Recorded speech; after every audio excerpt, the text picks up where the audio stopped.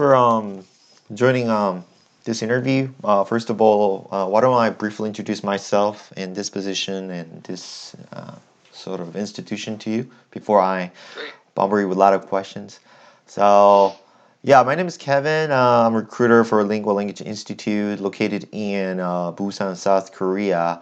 I've been with this academy for 10 years. Actually, I grew up in Well, Busan. I've studied. Probably one of the most beneficiary who got the most benefits out of this education. So I have thought I had to give my return back to this academy. So I grew up as a student here. I taught a couple of years, and I yeah, now I'm working as a recruiter.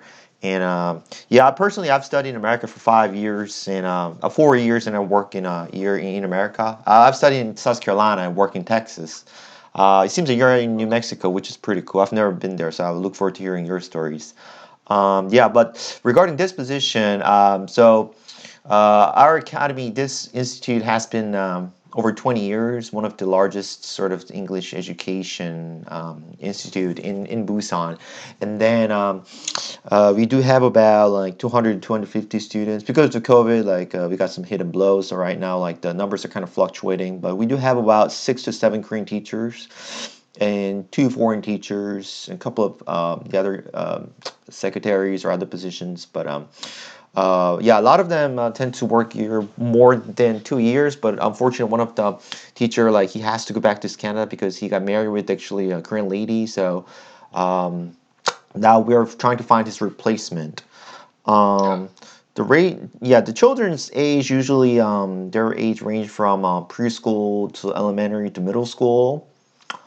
Um, and then out of like a lot of academies, we're in sort of kind of business academy street, but we try to like import a lot of different like pedagogies and educational sort of like systems. So we outsource actually a lot of our class materials and tools to teach students. We don't just follow regular textbooks. Um, Awesome. we try to diversify a lot of the class environments. One of the most interesting or outstanding sort of the area that we're recently focusing, it's called the Cambridge test, which is a little bit different from TOEFL or TEPS, kind of Mhm. so-called considered one of the kind of popular ESL tests for a lot of the Asian kids. But this Cambridge test are, like made and produced by a lot of British education, and a lot of Korean parents are really look forward to it in general. Yeah, so that's pretty much about my academy. So would you mind, yeah, start telling yourself a little bit who you are and yeah. Definitely, yeah. That's a great backstory you have. I like how you had spent some time in Texas as well too. That's where I was born, actually. And yeah, I'm familiar with the Cambridge test as well too, and that's definitely of a high standard. But my name is Blake Gadberry. I'm currently 26 years old. I will turn 27 in March. But I'm 190 centimeters tall. I'm from America. I graduated from NMSU, New Mexico State University, with my bachelor's degree in mechanical engineering, as you can see on my CV. Hmm. Um, but let's see here. When I was teaching English in China, I had taught to middle school students. I was teaching about 70 students per class, so it was Wow. very large class sizes. Um, During the end of my commitment in China, my middle brother actually told me that he was going to have a son and that I was going to be a uncle. So I was really excited for that, and I decided to move back to America for 1 year, just so that I could meet my new nephew and spend some time with him. And then my plan was to come back and start teaching abroad again. Unfortunately, that's when coronavirus hit, and so I was unable to start teaching again. Um, but so it's been 3 years since I had been teaching in China. But during that time, I actually got another nephew. So now I have two nephews, and I've been able to spend a lot of time with them as well too. So that's kind of made me realize that I'm I'm really open and willing to teaching a younger demographic of children, Uh-huh. especially in kindergarten, preschool as well too. I've just spent a lot of time with my nephews, and have just really enjoyed their energy that they bring as well too. Um, So I think just the position, how it entails kindergarten, elementary, and middle school as well too, would be perfect, excellent, something that I could really excel in as well. Nice, nice. So speaking of your teaching experience in China, like you said, you've taught like 70 students per class. Like usually, how old were they? Yeah, they were right around anywhere from 12 to 15. Okay, I always have to think because the age difference, they always add 1 year more in okay, China. Yeah. So okay. Gotcha. Oh, that's kind of interesting background. So you studied a pretty promising and a pretty like sought after major, mechanical engineering. I studied actually comp sci and economics too, but do you mind if I wow. ask like what made you um, move into sort of the education industry in Asia? That's kind of a big transition. It is. It is quite a transition. Um, so, as you can see on my CV as well, too, I spent some time being a resident assistant, Right. which I worked for the university, and pretty much what I did was uh, I I kind of managed a housing structure at the university. I also operated a living learning construct, which the residents that I looked after, I kind of peer mentored and also taught them about kind of what they should be doing throughout their degree. And just that general time in which that I was teaching and mentoring these students, and also just being a teacher's assistant for my other classes that I was involved in, I really just started to realize that I enjoy teaching quite a bit. I Mm, really like the technical aspect of engineering, and that's why I got into it. But I also realized that I could use those innovative and creative skills from engineering to teach children in a very creative way. Um, and it just brings a lot more enjoyment to my life as well too, just because the energy that children kind of bring off is just brings gives a lot back to you as well. yeah. Sweet. Excuse me. Yeah, very nice. So you've taught in China for like a year or a little less than a year because of the COVID, or? It was so the contract was for a year, but then the contract I basically just ended right before, because basically I taught from March to February, but then the break started in February, so I Oh, only taught for 11 months. okay. So I did the full term. Gotcha. Do you speak some Chinese? I used to. Now my Chinese is very bad. Yeah, because I minor in Chinese, so I was just Oh, wondering. really? Nice. Yeah. I wish I maintained it, but not so much. Gotcha. What do you like to do for fun? What's your hobby?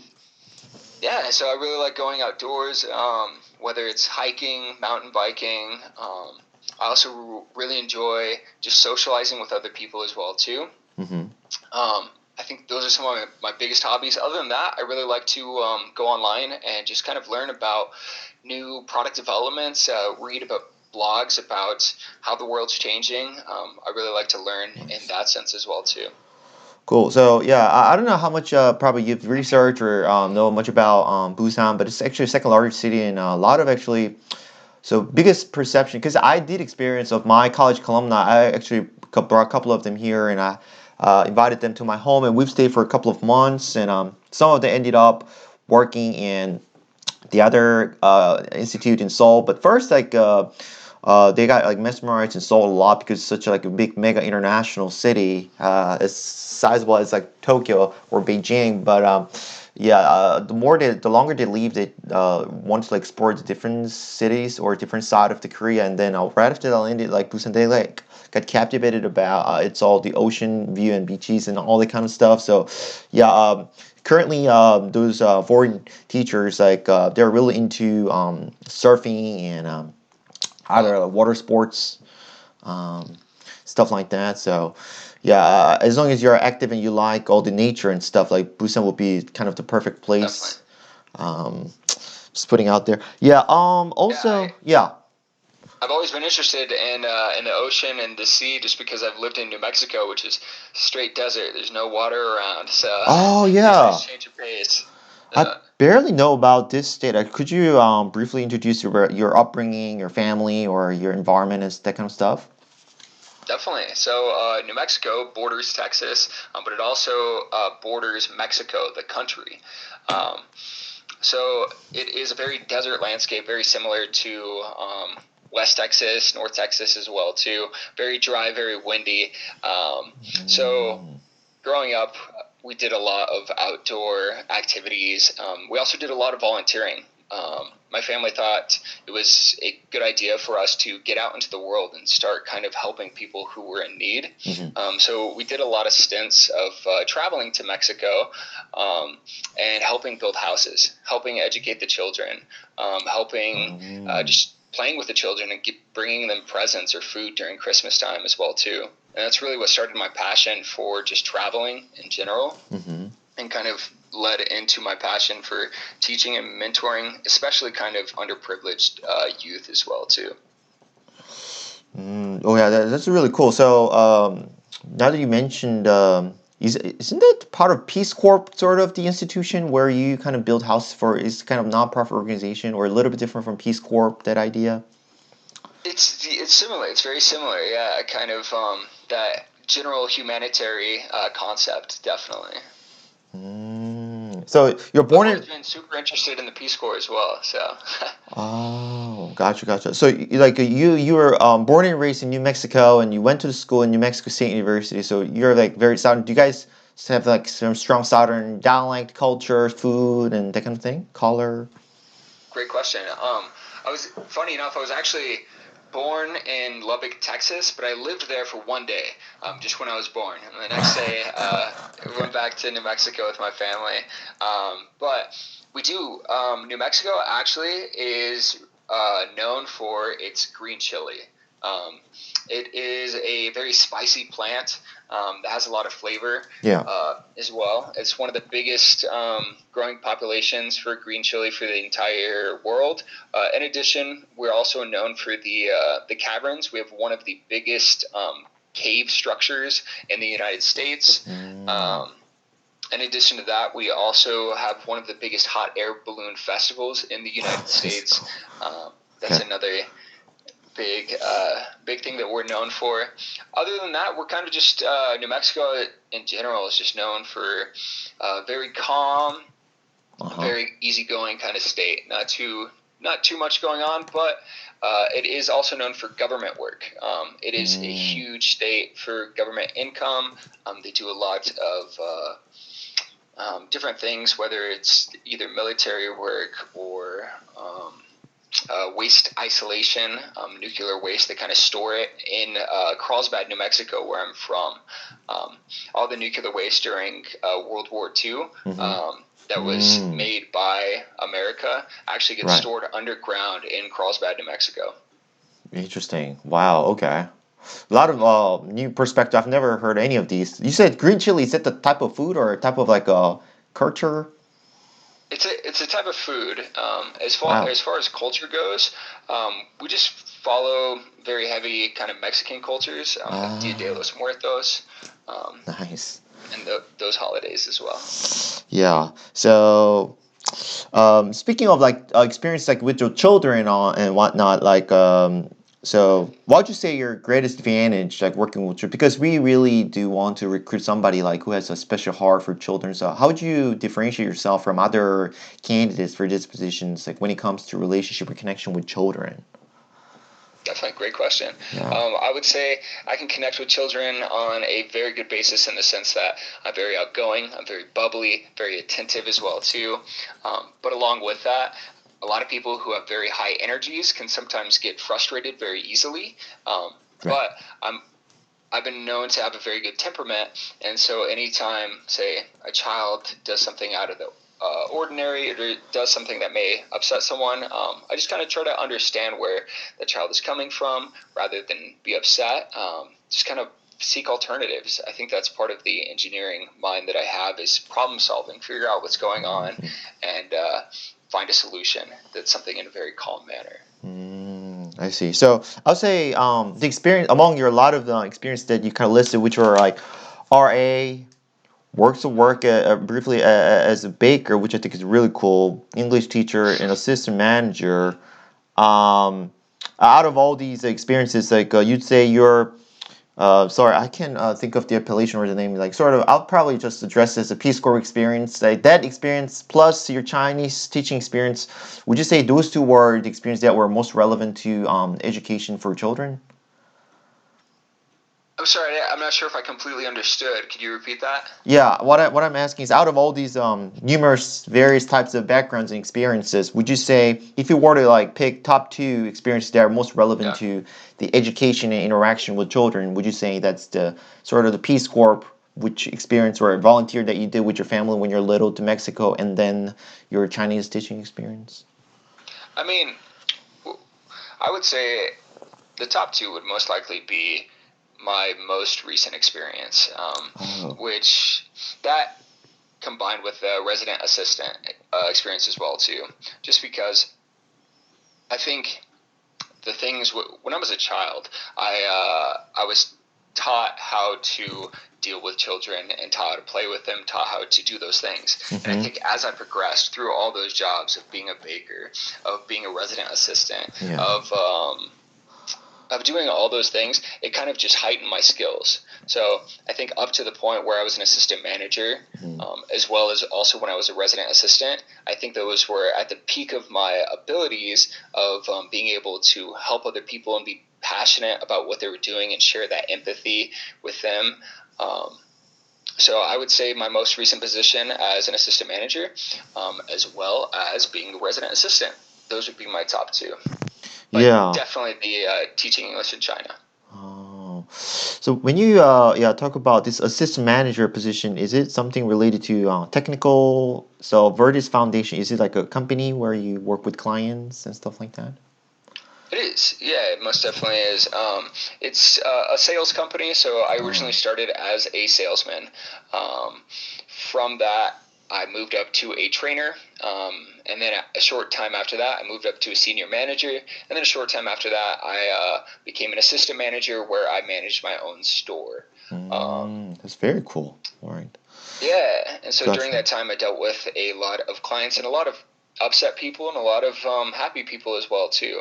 And I Mm, think just dealing with having to deal with so many upset people, people who weren't satisfied with their experience, yeah. and having to deal with them on a one-on-one basis was super Mm, beneficial to me as well too, because you have to take a step back. You can't take their anger to heart, and you have to work with them to find a solution. very nice, very nice. So usually, how does your friend describe you? Your college Great friends or? Great question. Let's see. I would say my friends describe me as very optimistic, very empathetic, and very personable. Mhm. Very cool. Then would you mind sharing some of your disadvantages and advantages? Totally. I would Yeah. say some of the things that I need to work on in my life um, are probably a little bit more with organization as well. I think a lot of the times I can invest myself in put my eggs in a lot of different baskets, and Hmm. from there it starts to get a little bit overwhelming, and I'm kind of running to catch up with everything as Hmm. well too. I think if I were a little bit better about being organized, I Hmm. would be able to devote my time to a lot more things and help a lot more people out as well. Gotcha, gotcha. Yeah, speaking of your teaching experience in China, like, would you mind sharing probably one of the most impressive or worst classroom scenario environment? It could be anything. Like, maybe you could start from culture shock, kind of small talk, and then you can move up to sharing your.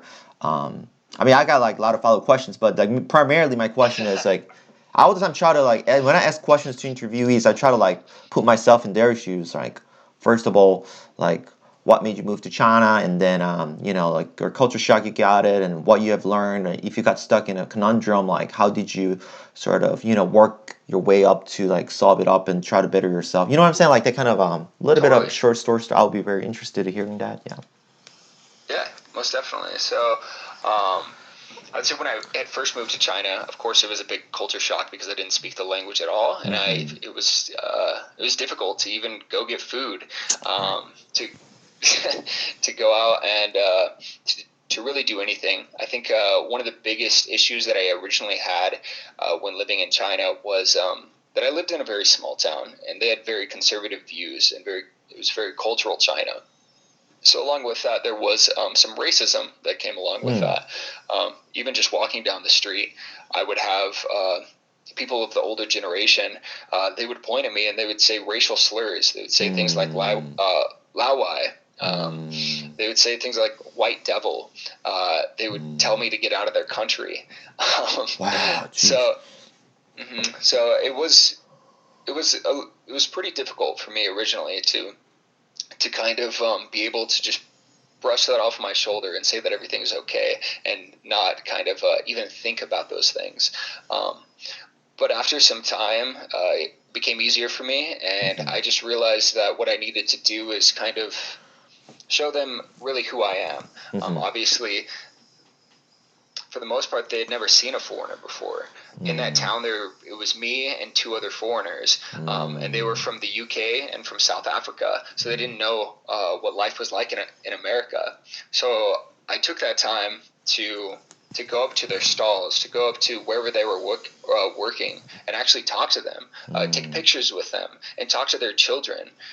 Once I did that, then it changed their whole perspective of me. It made Wow. them actually appreciate who I was and start to be open to talking to the other foreigners as well, and Mm-hmm. even did things like invited me to their house for dinner or invited me for alcohol to hang out with their family. Mm. So I think that was a big game changer in my mind was just kind of tackling those things head on rather than let them build resentment within me. Awesome, awesome. Very nice. Wow. Very good story. Yeah. So, and then like, how was your sort of teaching wise in terms of teaching? Like, yeah, how was your sort of cultural adjustment go? And um, Yeah, so it was a big culture adjustment, of course, to um, where I had been in America and had been in classes of, say, 20 students per class, and then coming to China and teaching 70 students per class. Just the first time that I saw 70 students crammed into a classroom, I was yeah, amazed. I didn't know that they could all fit in there. It's crazy. Uh, it's China. Yeah. it is. They'll make them fit. So basically it was difficult to try to connect with all of them as well too, just because there were so many people and trying to figure out which ones were being successful and which ones weren't and what exactly they needed help Mm. with, because each student needs help in a different way, and each student learns in a different ways as well. Sometimes students learn better through writing, sometimes it's reading, sometimes it's kinesthetics, sometimes it's through speech. um, Mm. so then I had to really change my views on teaching, on what I preferred to teach and the way I preferred to teach to the way they preferred to learn. So I had to implement a lot of reading, writing, teaching, and speaking into all of my lesson plans, and really think about kind of which students needed help in certain ways Mm-hmm. and how I could help them. So in addition, I really had to take time to make the students do certain things like vocabulary, write vocabulary for 10 minutes. That way that I could take specific time with specific students who I knew needed help with writing. That way I could Mm-hmm. go to them specifically and help them with that. In addition, just do a lot of those repetitive things, whether it's with speech, and then I can go and help those specific students who needed help with speech. Um, so I think that was just a big realization for me. Um, Wow, just that's kind of such a great testimony. You know, like I've never heard teachers teaching like 70 students. That's like back in like 80s or 90s in Korea. But yeah, it's very admirable. It's very impressive. yeah. Um, Thank you. yeah, I mean, so what made you sort of want to like apply for academies in Korea? Like, what's the Canterbury Korea, and then was there any specific motivation or like momentum that you? Definitely. So when I was teaching in China, I taught for a public school. So over summer vacation, I decided to take a break and travel around Asia. One of the stops I went to was in Korea. Unfortunately, like you said, I only went to Seoul, like Mm, a lot of people do. They only visit Seoul, and then after that, I realized I wanted to visit a lot more of Korea. because the time that I spent there, I just really enjoyed the culture, the music, the food, the people, and the general atmosphere. Mm-hmm. And so, like I was saying earlier, how I had planned on teaching abroad after China, but unfortunately I wasn't able to. That gave me a lot of time to do some research on where I would want to teach. And I just started to realize how much Korean people strive for education and how incredible the education system is in Korea. And that made me want to put myself there so I could be surrounded by these people who strive for knowledge. Sweet. So, how long have you were you were in Korea at the time? Like for a couple of weeks or? Yeah, 2 weeks. Oh, sweet, sweet. Yeah. So, you don't need to. Like, if you were to get hired, like, you don't need to worry about like teaching 70 students. Like max 10 to 13, Great. usually 7, 8ish. So, but That's usually. incredible. That's great to hear. Yeah, but as a person, I believe that human could grow as much as they can, like depending on like how much obstacles or hardships they kind of like been through. So I think I'm so sorry that you went through a lot of the harsh racism or the tough times, but I bet that the experience will doesn't kill you, only makes you like stronger, like Kelly Clarkson said. So That's uh, correct. Gotta love Kelly Clarkson. yeah. So my another question is, what are sort of your core teaching values that you have in your mind as a teacher, and how would you want to like implement them in your classrooms? Definitely. I think it kind of changes on what grade you're teaching and what environment you're put in as well too. But I think patience, empathy are always very strong things to have when teaching. Just kind of understanding where the students are coming from, what they need in order to learn, and also take the time to kind of be patient with them and work with them on what they need to do.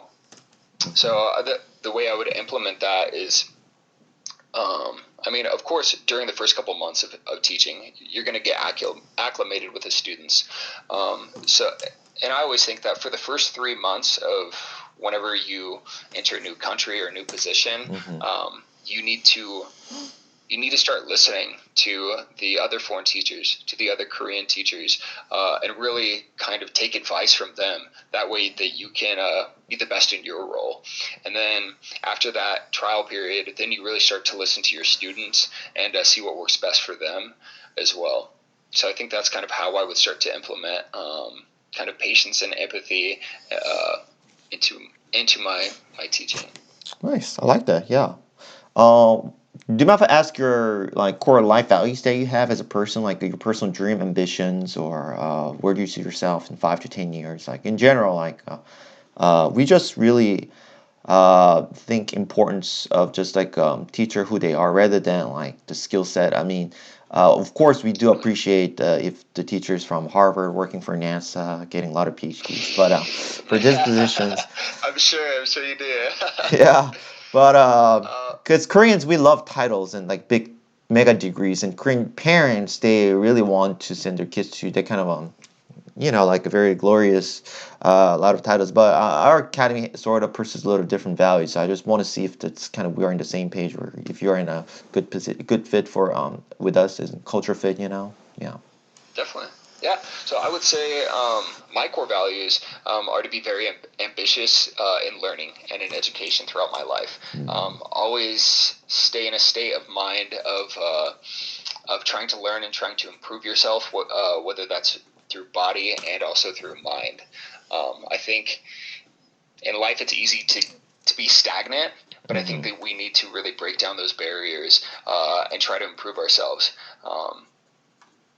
I think that's kind of similar into the sense on why I wanted to get my engineering degree, even though I knew I didn't really want to necessarily be an engineer at that time. But it looks good on paper. It looks fantastic on paper, and it's a hard degree, and you learn a lot from that as well too. Yeah. So that's why I stuck with it, and that's why I decided that I needed to do this for myself and be ambitious, because it would open up a lot of doors for me. So I would say where I would see myself in the next 5 years or so would be continuing to teach and continuing to also learn and improve in whatever culture or environment that I'm in. Sweet. Yeah, very nice. Last but not least, usually I ask, these like three why questions that you're probably familiar with, like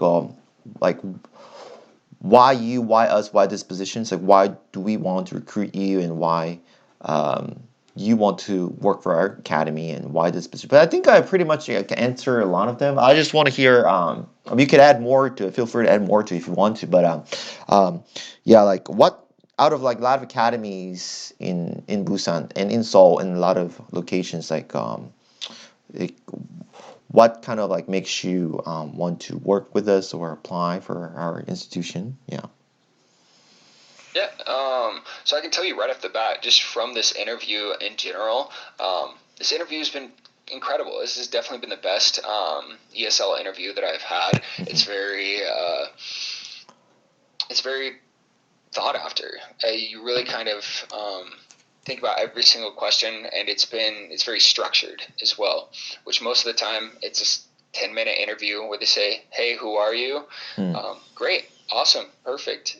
That's the end of the interview. But just already seeing that you all take the time to vet the right candidates is incredible, and kind of makes me strive to want to teach there as well. Like I was saying earlier, I really like that this school teaches a very broad spectrum of the kindergarten, elementary, and middle school. Just because you get that variety in teaching, which I think is helpful, and it also adds perspective on how children grow, so it can only help you learn as well too. Yeah, exactly. But thanks for a compliment. I think you know how to socialize. That's a really strong advantage of you. Um, but yeah, I mean the director, he really appreciates and thinks important of thinks highly of teachers like who could bring into his or her biggest strength of soft skills, and then to change students internally rather than externally, because there are a lot of teachers who could teach pretty well using materials, but that's sort of the soft power and the love or the patience, like you mentioned, or special care and attentions. That kind of usually is pretty like that's really done. That rarely successfully done by a lot of ESL teachers over the last 20 years. Yeah, he could probably selectively only like choose few of them. So so that's why from this actually year we try to change our compensation and benefits plans to give them more motivation and incentives, because nowadays we see more of the MZ generation applicants, and we know that our sort of the guidelines of operating these academies or hiring process like should not be the same as it used to be. So it got to be the win-win relationship. But so yeah, so that was it. Yeah, and if oh, please finish. I just wanted to add to what you were saying as well too. Yeah, please carry on. I was just gonna say that yeah, it's fantastic to hear that the company is very innovative as well, and how they're changing and adapting to the world around them. That's a huge plus. In addition to not being stuck on the structure of books as well, I think because books strictly confining to books can be a crutch for many teachers and kind of get them stuck in a certain way, and also can be not beneficial to the students, because some students need to learn outside of that and need some extra explanation, which can't always be found in the books. Yeah, exactly. So I think the relatively like he's like late 50s. So if you were to like meet any like late 50 Asian guy in Korea or China, like they are really into their stubborn mindset, or they got so used to the military based or hierarchy or kind of structure ish idea. So it's not their fault. It's probably the societies. Like during their generation, there were a lot of turmoils going on, and Korea. It has not been that long since we achieved democracy as well compared to America.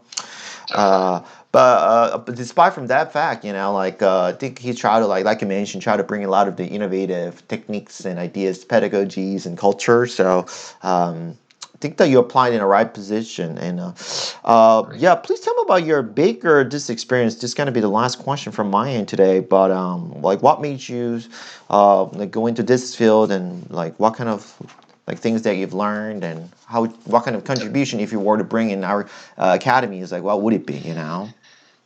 Great, yeah. So to be honest, the reason why I went into the baking position was because that was when I was a student at New Mexico State University, and that was pretty much one of the only jobs that worked with my schedule, with my school schedule, because I worked at 5 in the morning till 5 in the afternoon. So I worked Wow. 12-hour days. Yeah, it was crazy. It was very intense. And with that being said, it was very hard work as well too. You were constantly working. In addition to baking, I also had to do the dishes for the entire restaurant as well. So right in the morning, when I walked in at 5 in the morning, I was making the batter for the muffins, for the bread, and I put them in the oven right away.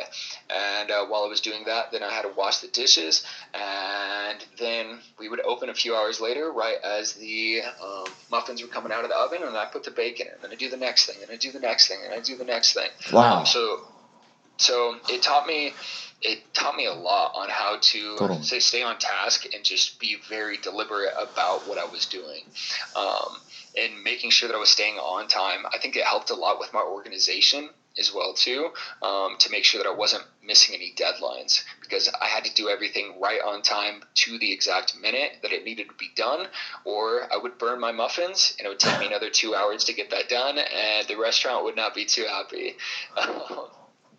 Wow. Yeah. That was So I such a think really like a hardcore, physically very strenuous like work to do. Like I can't it believe that was. you've done like almost like 12 hours of work a day. Like wow, that's like above Yeah. beyond my imagination. That's So great because I wow. only had to work 3 days a week, so that was another big plus, and that's what helped with my school schedule. Was I got to Mm, make a lot of money, still got to work 36 hours out of the week, but I only had to work 3 days. wow. So speaking of this bakery experience, like what kind of like part-time or side gigs like that have you had in your life? Like you've been through a lot of like side gigs and side hustles or student part-time jobs when you're in college? I like that the term side hustles. Yeah. Um, yeah, I have. I think most of like my side hustles that I've done are through our volunteer work Mm, that I've done. Whether it is, well, to be honest, most of my side hustles are not to say help me specifically, but more to help my community. mm. Because through my environment, through when I was brought up, that's what I was taught. I was taught to help your community, to help the ones around you.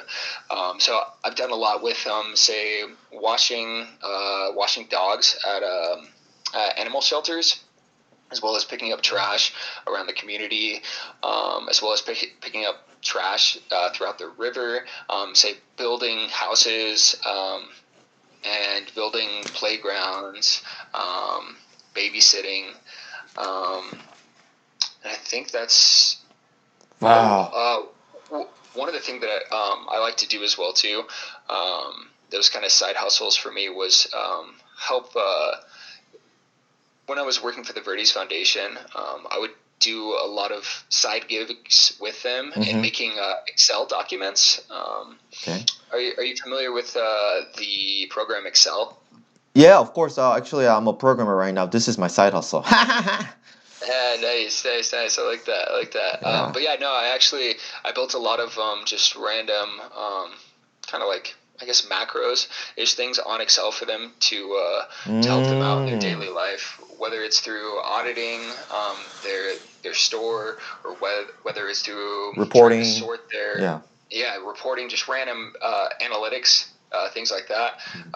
That's something I love doing, that I picked up in my time doing engineering, and I loved it. I loved it. So Wow. that's a big side hustle that I like to do whenever I get the chance, and someone says they need help with some random analytics. I'm like, I got you. Yeah. I Well, got you. you've lived your life very hard. Like it's very hardcore, which I really look up It's to. great. Yeah, it's amazing.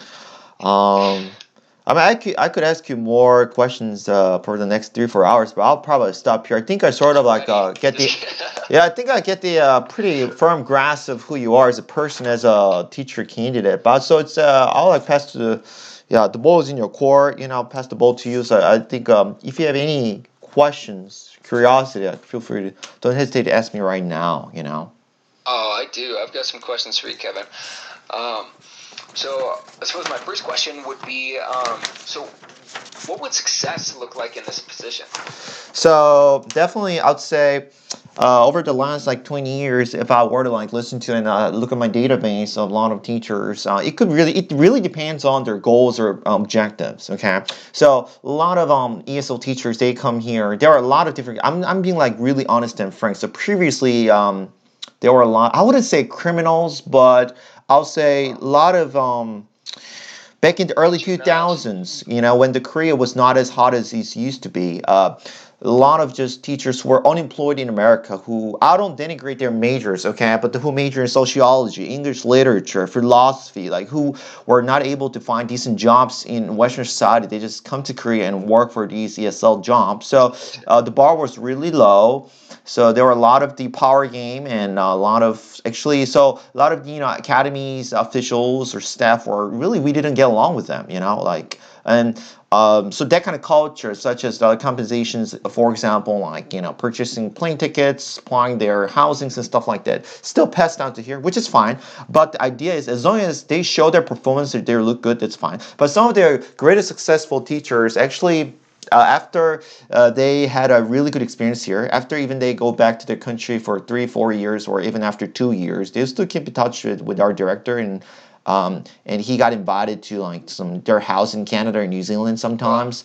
And when they actually moved to the next job, we gave them very strong recommendation letter. Some of them wanted to like do further studies, higher education, like masters or PhD. Some of them started to do their own education business right after they go back to England or UK. And we were very happy to back up their support, whatever they want to do down the road. Some of them find their sweetheart in Korea. They actually ended up settling down in Korea, and then some of them like still keep in touch with directors, and they still come by every New Year's or Thanksgiving. So yeah, I mean, but some of them, if they don't have any clear objectives, or they just, for example, just come here to enjoy their youth or goof off or something, like actually some of them Yeah. got into real trouble. For example, a couple of years ago, we recruited a one Canadian guy, and he got involved, unfortunately, in a fist fight in a nightclub in Daegu. So he went to the court. So the director, he had to like hire a lawyer. It was a really mess. Wow. Um, That's horrible. That's rough. yeah, so we do have all different, like a lot of different good experience to the bad experiences hiring these positions. Yeah, I don't Wow. know if I answered it correctly, but there are a lot of No, cases. you did definitely. Yeah, I think the biggest takeaway is that success looks like in this position someone who's say ambitious and can further their life off of this position. Yeah. Um, Oh, the one thing that I want to add is so there are actually other probably directors like who really makes employees uncomfortable in a sense that they wouldn't yield anything, whether it be salary negotiation or compensation, benefit, transportation, and whatnot. Like our director, like he's very considerate and caring. So he is trying to accommodate everything that most ESL teacher ask for, but at the same time, we do have pretty high expectation and responsibility. So as long as they're like straight up in mind, they're like self-disciplined, they know what they're doing, like we are very willing to support them. But otherwise, like we kind of have a hunch or feel that like he or she is like goofing off or start taking advantage of this system. You know what I'm saying? Like then, yeah, yeah, we wouldn't be able to like treat them as nice as we used to, something like that. I understand that. Yeah. The next question I have for you would be so. What would your ideal teacher do in this role? How would they perform throughout the daily classes? Yeah, so I still remember her name. Her name Emilia. By far, over the 20 years, he still like remembers her as the best teacher. So our usual working hours is from like only pure class hours is from 2:20 p.m. to the 9:10 p.m. Actually, you could leave early if your last class ends like 8:20 p.m. or something. But most teachers are encouraged to come by either 1 or 1:30 p.m. to 9:10 p.m. to print out their materials and prepare all those classes.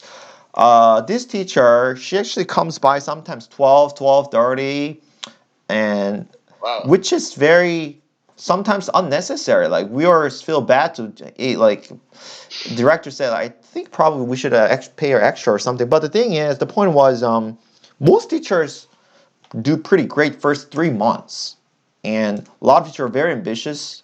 But over time, they sort of lose their own initial goals and ambitions.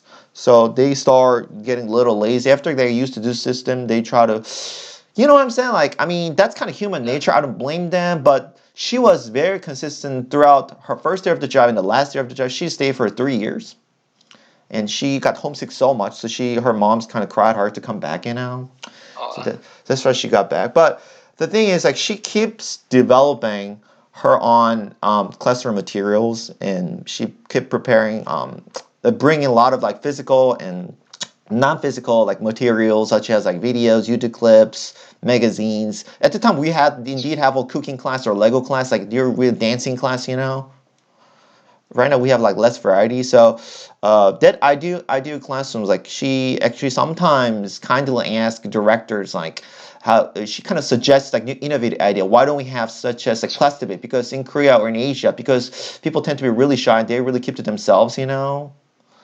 So why don't we change the dynamics and idea perceptions? Like, can we like kind of mix the classrooms, and can we have a class debate with the other teachers so that like those two classrooms? So she was not like super like a rule breaker, but she did her best on her position, and she kind of asked for extras to just make the whole culture of this academy much better. So we indeed really appreciate her. That was probably the best kind of scenario or case where she made her idea in classroom like, and we really appreciate. So after previously, like the director had a really strong mind that like, oh, extra foreign teachers, ESL teachers, they should follow XYZ class plans, and if because usually like Western teachers they like to like play with the children and by building relationships and play a lot of games, but really didn't like it to begin with, actually, to be honest. But after she was such a great milestone and game changer, like you mentioned. So after that, like we totally changed. We're gonna give the most autonomy to teachers as long as they know how to perform well in their class. That's awesome. That's great. Yeah, I think that kind of touched on my next question as well too, which is pretty much what tools or support do you offer to the foreign teachers? Yeah, so we do definitely have. So most of the classes are based on the like book materials, like textbooks, storybooks. We do have definitely computer and monitor. Um, what else do we have right now? Um, Sometimes we before the COVID, we did have like a cooking class. Of course, we do like provide all those necessary like, class materials and whatnot. But I think that's kind of materials like, of course, free snacks and beverages, drinks. Those are pretty much like necessary thing.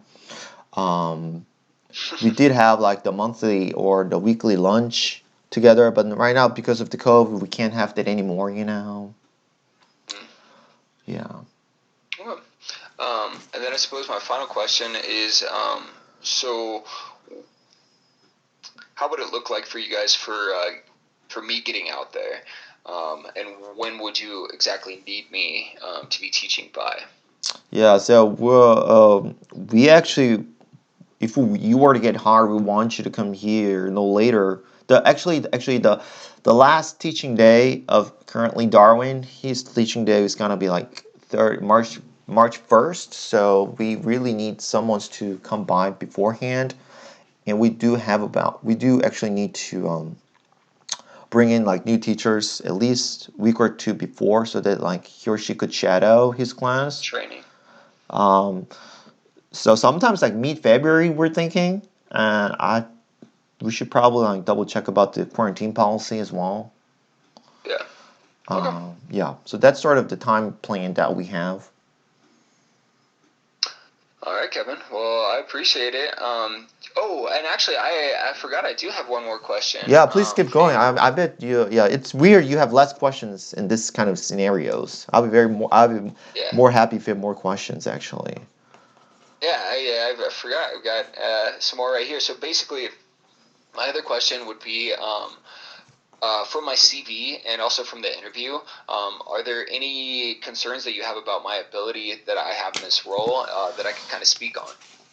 Mm, based on my perspective, like I don't find any specific concern. I mean, I actually personally found your CV very impressive. Not many ESL teachers do this. Um, and then I think because I mean this is my honest feedback.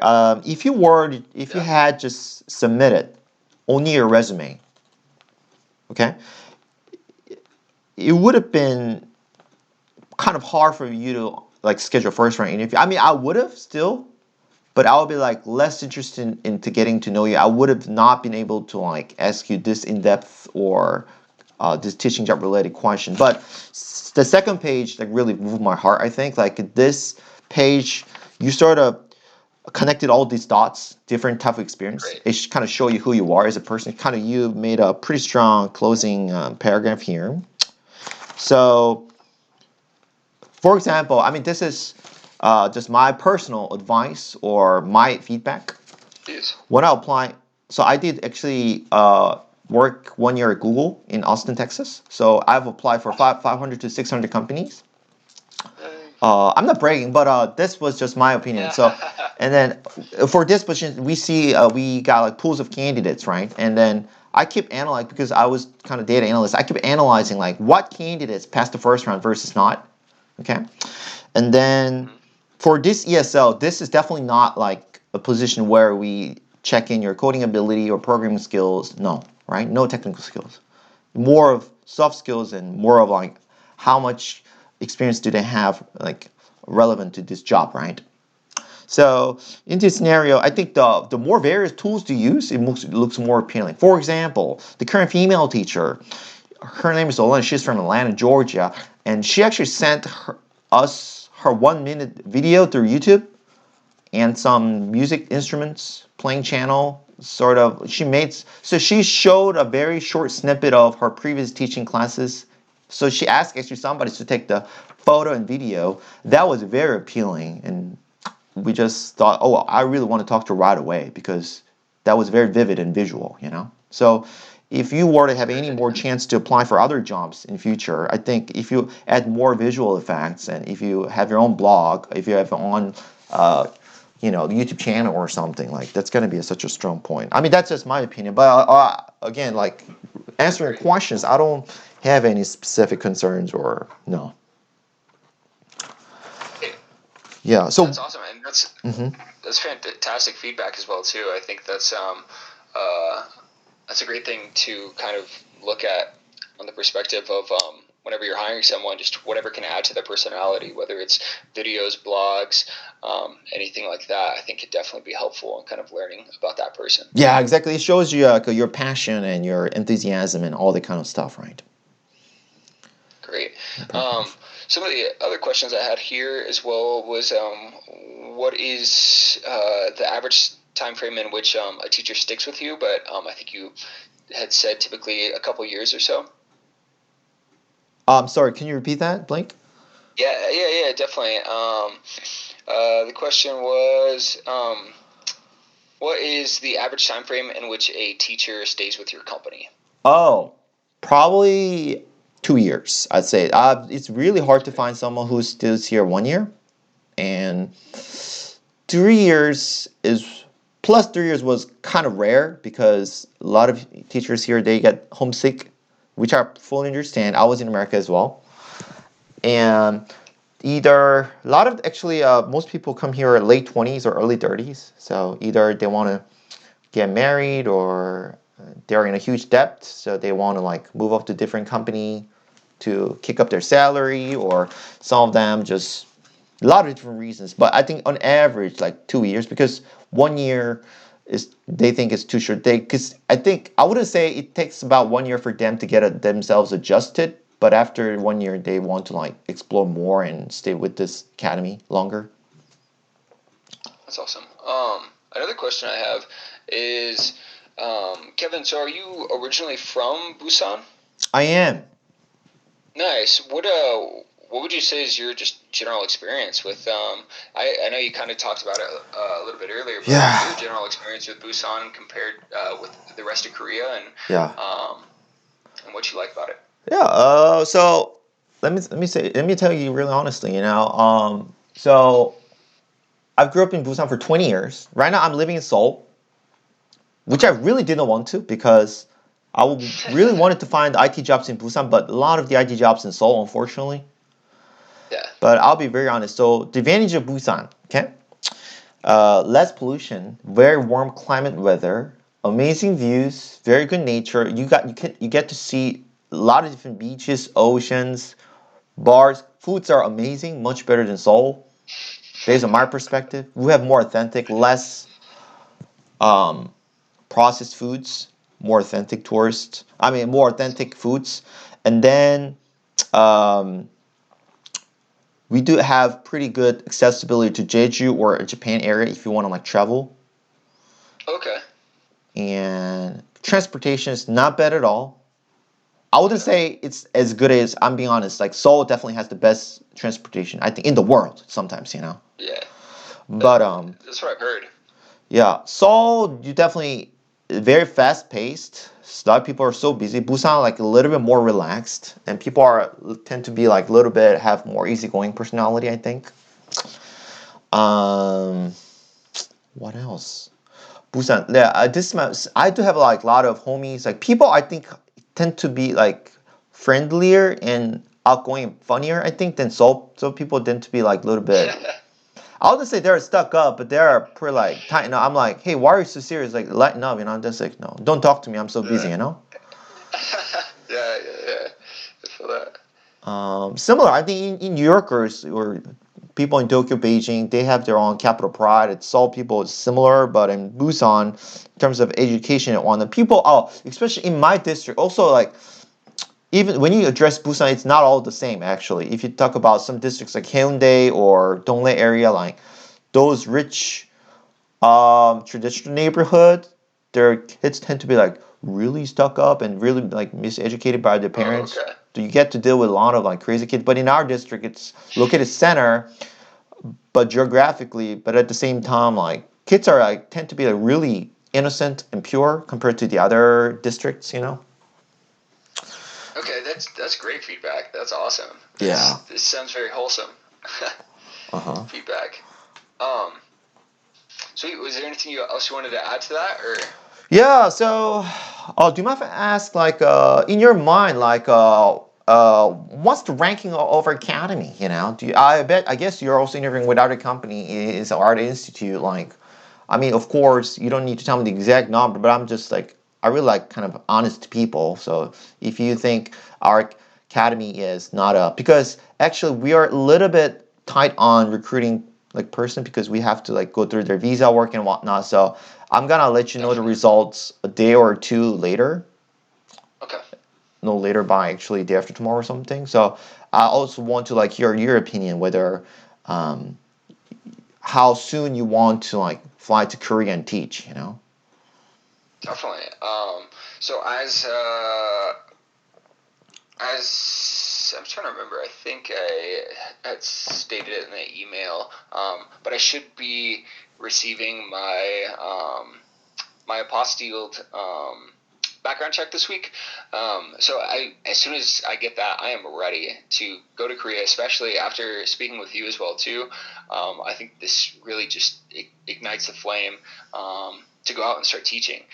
After going through a lot of different interviews with a lot of hogwons that just were subpar, not ambitious, and just really wanted pretty much anyone there, and weren't really asking specific questions and weren't trying to Mhm. learn about me and how I could benefit them and just trying to get any teacher to help fill a position. Yeah. It kind of it didn't make me enthused on going to teach in Korea specifically because I'd kind of lost the spark on like, oh, they're huge on education and they really want to get strong teachers so that they can have strong education in their school. It just didn't really seem like that from the past interviews.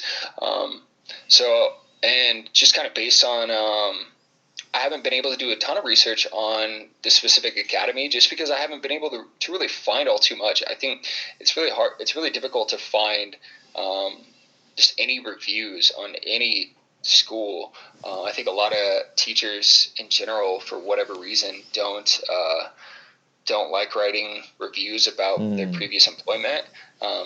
For whatever reason, so it's kind of hard to find some things. But just based off of this, I would definitely say this academy is one of the top tier ones that I've experienced personally. Yeah. So I'm very interested and enthusiastic. Regarding your feedback, actually, I could forward you my academy's YouTube channel, website, That'd be blog, awesome. and if you want to, I could also be very willing to forward you the current teachers' contacts if you want to ask more work culture. That's probably the best reference check probably you could do in your positions if I were in I your think shoes, you know. that would be incredible. That'd be so helpful. Definitely. Yeah. What else questions? Yo, actually, yeah, I'm the son of the director, Oh, cool. so that's why I'm pretty enthusiastic about this all recruiting process. And I've taught 5 6 years, and work. I will also work as a secretary, as a bus driver. Yeah, I help his business a lot, and this is one of my greatest passion. And then so yeah, I could right after I hang up this interview, like I'll be. Do you happen to have Kakao Talk? Do you know the current messenger app, which is equivalent to WhatsApp in America? I don't have that. From doing some research, I just realized that I probably do need to get that. So I'll probably be getting that today. And in addition, I forgot I do have your guys' YouTube channel. That was super helpful information as well too, which I liked a lot. But yeah, I think having one of the foreign teachers' contacts would be super helpful. Yeah. Okay. Let me write it down. So like YouTube channel, website. As soon as you brought up the YouTube, I was like, wait, have I seen that before? I think I have. Yeah, I should be in a couple of videos as well, and then Darwin. Nice. Sweet, that's it for me. It was about like our interview. So like, do you have any more questions, Blake, before we hang up? One last question. Yeah. I don't want to take up No, no, too no. much It's more fine. of your time here. How does say holidays work for your company? Yeah, we do have so basic 10 days, but in Korea we do have a national, including. I mean that's excluding national holidays, right? So we do have pretty long lunar calendar, New Year, Thanksgiving, and Independence, whatever. I think I should probably add up all of them. It should be more than 10 days, definitely. So that will add up to 20 days. So we definitely highly respect teachers' vacation. That's really important. So we'll find that someone's like who could vicariously teach your position in the meantime. So a lot of teachers either before the COVID, they tend to travel to Japan, or if they're in a relationship, they travel around like domestically with their partner, or they just hang out with their friends in beaches or different areas. Or most people, what I heard is they just either after they teach a year and a half or 2 years, they accrue them and they just like spend their vacation 20 days in their home country, something like that, with their families. So it really varies. It's up to their how they spend, but 10 days. Regarding benefits, so salary is gonna be starting from 2.3 mil, but I think the director he's willing to negotiate it with it depending on your experience, your excellence, your ambitions. It could be 2.4, 2.5, depending on that kind of thing. And then free housing, so he find housing for you. Should be adjacent to a pretty current location, and there's going to be the severance pay, medical pay, and then round trip plane tickets going to be covered. Oh, great! Um, And is that a year or once the contract ends is um, when it is reimbursed? Do you know? we usually like just book the ticket and send Oh, the okay, email great, rather than the reimbursement kind of thing. great. Yeah. That's incredible. What else? I think that's pretty much it. I mean, by the time, for example, if both of us are gonna be on the same page, and by the time we like write on a contract, like they're gonna be more specific. I can't remember like all of them right now, but there are primarily most benefits that we have for foreigners. Yeah, pretty much. The only expense that you have to be in charge of most just the food, And a lot of your teacher, they either save up to like 1,600, 1,700 per month. So that's, I think, pretty good savings given the fact that you teach in Korea. And in Seoul, it's going to be very expensive. Like general living expense will be much expensive. So Yeah. because I mean, honest, I just made a lot of foreign friends. I just like straightly go up to random people and say hi if they are look American Canadian, and they say, oh, like, your dad owns a hagwon. Could you hire me? You know what I'm saying? Like they got really drunk with soju's and beer. These kids are scumbags. The parents are trash. You know what I'm saying? Like, so they got really tired of those Gangnam like rich parents' fussy attitude or something. Yeah. Yeah. I think I gave you too much information, Blake. It's a little bit No, dangerous. I think it's great. I'll say soak it in. Yeah. Hey, well, Kevin, thank you so much for your time. I appreciate it. I think that's all the questions I have for right now. I think I'll probably generate some more as time goes along, but I hope to hear back from you soon to see what you think of me. Yeah, please stay in touch, and I'll keep you in my loop, and I'll just feel free to should you have any like concerns or questions, just feel free to email me. Okay. I'll promise you I'll get back to you no later day after tomorrow, like 2 or 3 days, no later by after 3 days. Yeah. Okay. Perfect. Sweet. So in that sense, Sounds good, my friend. so there's might be another chance if we want to hire. There's gonna be another couple of more video interviews, something like that. So not interviews, but like just discussion of how to bring you here. Basically that journey project. Okay, I Yeah. see. Great. And then I guess one other question I have as well too is that if I am not selected for this round, when do you think you guys will be hiring again? I know it's kind of dependent on when contracts end and when people leave your school, but when does that typically go around?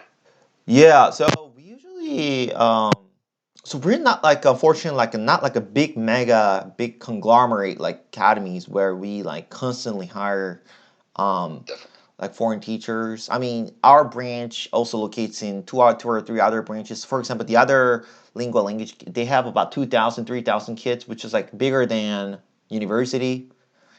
And they just hire like a factory workers. They just all the time put there in the post. They come and go.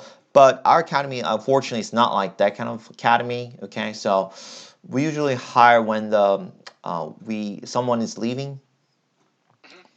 So unless something happens to another current female teacher, her name is Alana, like then we'll probably reopen this position whenever the current position is open. So I can't say when this Yeah, is gonna fair be, enough. but that's just sort of the plan. Fair enough. Yeah. Sweet. I really like all of your questions. You're actually the first person who have this much kind of thoughtful and very like Let's considered question. go. Yeah, I'll take it. yeah, you really mean it. So, all right, Blake. But thank you so much for joining today's interview. I hope you have a great night and you have a great Friday, my friend. Hey, thank you. You as well. Enjoy your weekend. All right, bye bye, Blake. Take care, my friend. See you. Uh huh. Have a good day. You too. Bye bye. Bye.